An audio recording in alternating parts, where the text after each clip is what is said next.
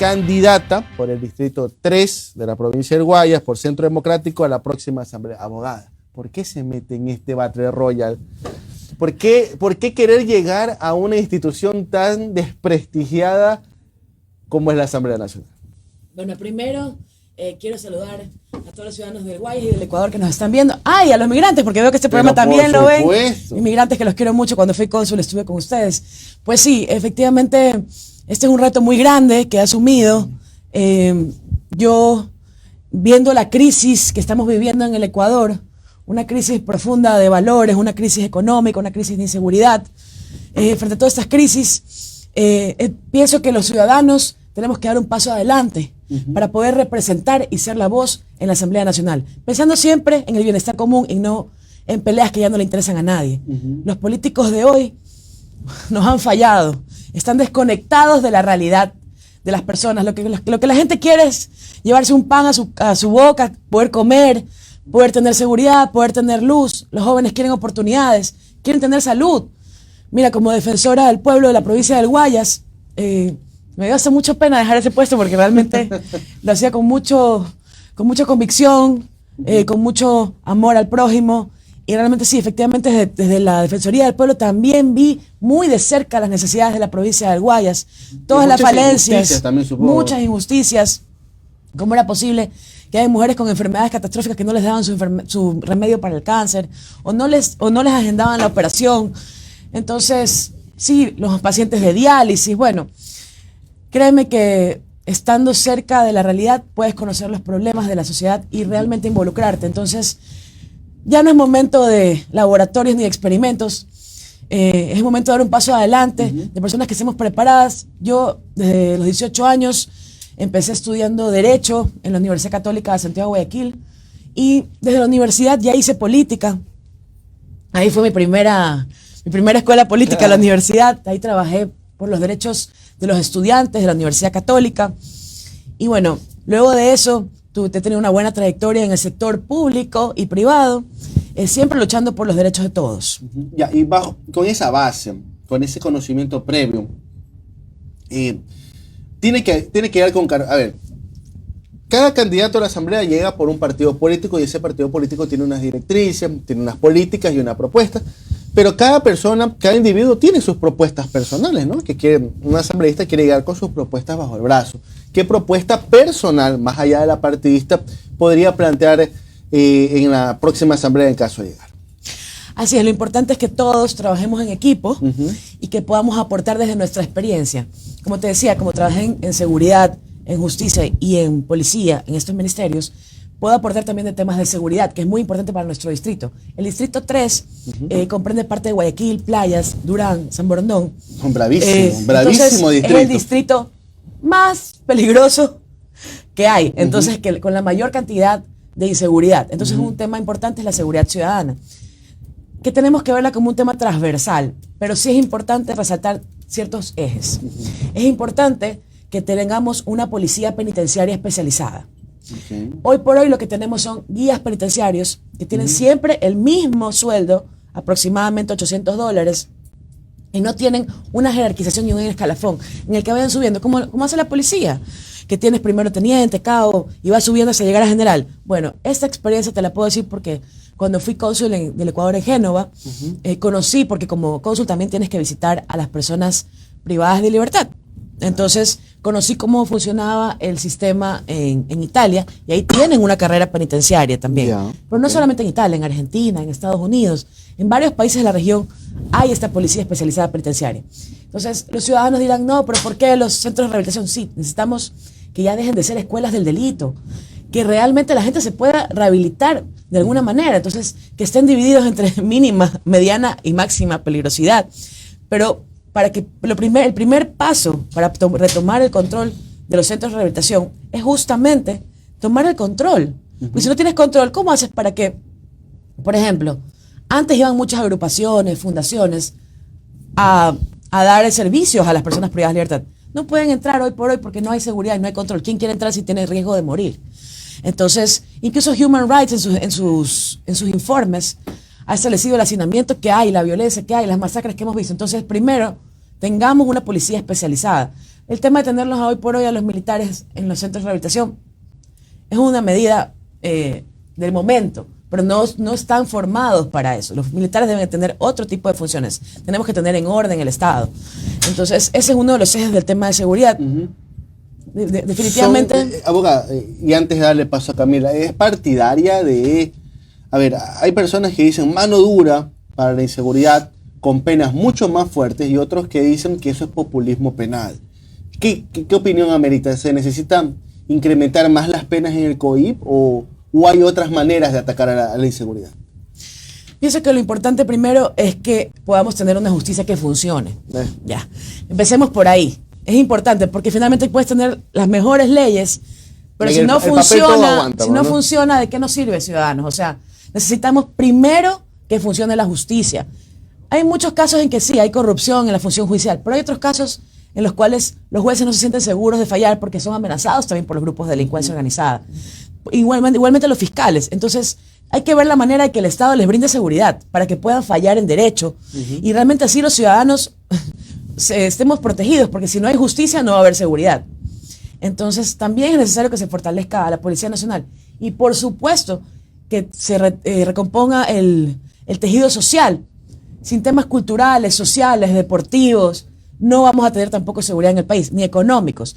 Entonces, otra de las propuestas podría ser que los servicios sociales pasen a ser parte también de los municipios, de los GATS, porque ellos están más cerca de la ciudadanía. Entonces sí, realmente la seguridad es un tema transversal, horizontal, pero debemos de trabajar todos y también como ciudadanos aportar. Abogada, ¿cómo está? Un gusto tenerla con nosotros aquí en el programa.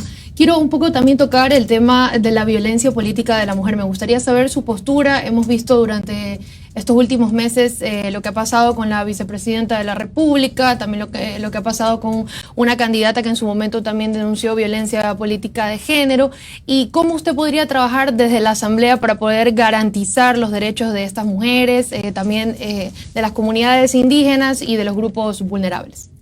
Bueno, muchísimas gracias por la pregunta. Te cuento que mi bisabuela fue una de las precursoras de los derechos de las mujeres, María Pía Castillo de Leví. Nosotros en mi familia siempre hemos sido mujeres empoderadas, así que uno de los temas por los que sí voy a trabajar es por los temas de mujeres, porque haya suficiente presupuesto en el Ministerio de la Mujer para los programas de mujeres, para que haya una defensa legal, una atención psicológica. Realmente, hoy por hoy no está como una política de primer nivel el tema de mujeres, no le están dando la importancia. Ni temas de mujeres, este gobierno no le ha dado importancia, ni tampoco temas de niños. Hay mucha violencia todavía en contra de las mujeres y en contra de los niños, así que vamos a trabajar para erradicar la violencia de género de todo tipo, porque la violencia no solamente es pegarle a la mujer, sino también son esos insultos que te hacen. Entonces la violencia física, es psicológica, es económica, te dejan de dar dinero. Entonces, sí, hay que luchar por eso. Y aquí van a tener un asambleísta que va a fiscalizar esos presupuestos del Ministerio de la Mujer. También otro tema importante, bueno, de los muchos problemas que existen en el país en temas económicos, como mencionó, no se toca el tema de la violencia de la mujer, también temas sociales, pero sobre todo el tema de salud. El pueblo está preocupado que cómo va a trabajar la Asamblea con el tema de salud, qué estrategias que implementaría usted para poder garantizar el acceso a la salud pública, que hoy en día vemos que lamentablemente no existe. Así es, tuve la oportunidad hasta hace unos meses de ser defensora del pueblo de la provincia del Guayas. Entonces, en mis recorridos por los hospitales, vi de cerca las falencias del sistema de salud. No hay medicinas, las operaciones se demoran demasiado en ser agendadas, los pacientes, hay pacientes que están esperando su prótesis hace 2 años y que los procesos se caen y no terminan de comprar las prótesis. Entonces, sí, hay un grave problema. Muchas veces no solamente es por falta de dinero, es por falta de ejecución presupuestaria, es por falta de planificación, es porque tienen problemas en la contratación pública. Entonces no está funcionando el sistema de salud. Para eso también vamos a fiscalizar. No es posible que solo te quieran dar paracetamol para todas las enfermedades. Basta de esto. O sea, realmente necesitamos gente que conozca sus problemas para que no le puedan meter gato por liebre, que vayan y fiscalicen porque saben lo que está pasando, conocen el sistema público y van a defender sus derechos, van a hacer su voz en la Asamblea Nacional.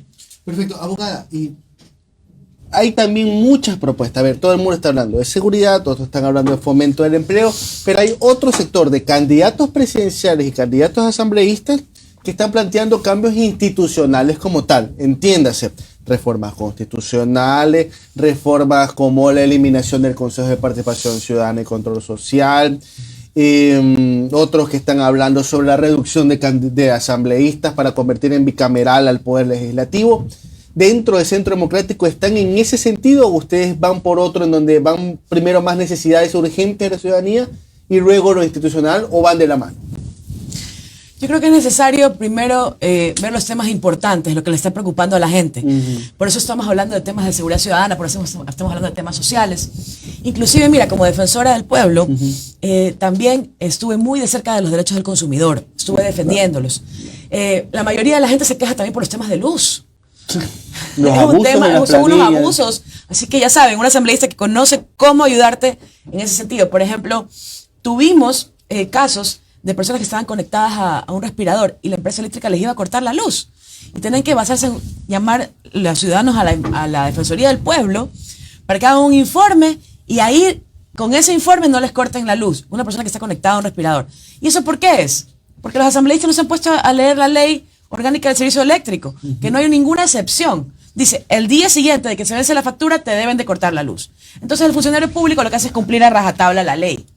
Entonces, por ejemplo, yo propongo que hagamos una excepción para personas que están en grupos de atención prioritaria, como personas con discapacidad, como adultos mayores, como mujeres. Ellos podrían tener una excepción, que no te corten la luz el día siguiente, sino que te den 30 días. No es normal que suceda eso aquí. Por ejemplo, en países como los que puedo hablar por conocimiento, porque viví en Italia, si hay niños o si hay ancianos, no te cortan la luz. Entonces son servicios básicos que deben de ser garantizados, que son derechos constitucionales de todos los ecuatorianos. Perfecto. María Mercedes, para que puedas nuevamente informar a la audiencia cuál es tu distrito, cuál es tu lista y cuál es la propuesta en general, porque esto es todo un trabajo en equipo, ¿no? ¿Verdad? Candidatos asambleístas con el candidato presidencial. Así es. Bueno, muchísimas gracias primero por la entrevista. Siempre estaré aquí. Quiero ser una asambleísta, voy a ser su asambleísta cercana a la ciudadanía. Siempre me reuniré con ustedes. Estaré de forma digital y de forma presencial en el territorio para seguir escuchando sus necesidades. Mi candidato a presidente es Jimmy Jairala. Con él vamos a trabajar en equipo y con el equipo de asambleístas de la lista 1 del Centro Democrático. Soy María Mercedes Guevara Leví. Me dicen la Meche Guevara. La Meche. La Meche. Ya tengo hasta jingle. Así que bueno, me dicen la Meche Guevara. Soy igual que tú, no te voy a fallar. Cuento con tu voto, estoy en el distrito 3, que comprende Guayaquil, Durán, San Borondón, Playas, Tenguel. He estado recorriendo todos estos lugares, por ahí voy a estar también escuchando sus necesidades y dándoles mis propuestas. Voy a trabajar por tu seguridad y por tus derechos, y ahora te voy a defender desde la Asamblea Nacional. María Mercedes Guevara, y mis redes sociales, por favor síganme, que ahí pongo todas mis propuestas, @lamecheguevara. Y vamos, primero Ecuador, Jimmy Jairala presidente, María Mercedes Guevara asambleísta. Perfecto, muchísimas gracias, abogada.